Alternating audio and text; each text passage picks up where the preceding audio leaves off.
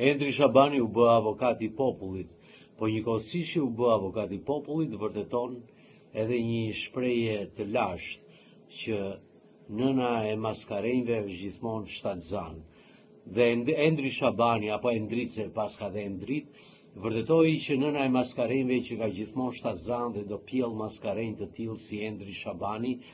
që kisha etiketuar dikur me një epitet dhe që bëhem pishmont për atë, por atë farur spije si Endri Shabani, njeriu që fliste për rrëzimin e pushtetit, njeriu që fliste për rrëzimin e sistemit, ai që do i kundërvijej dhe na gënjeu që të gjithëve me atë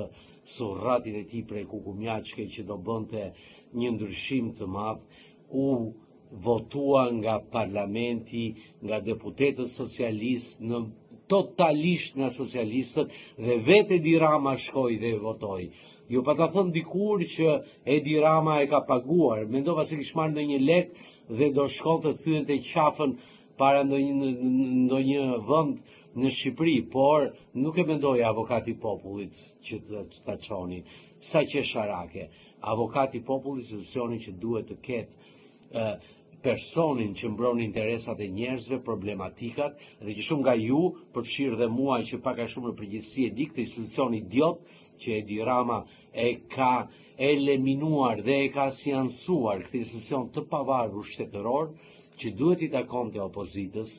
ja dha dhe shkoi votoi për Endri Shabanin. Kërma dhe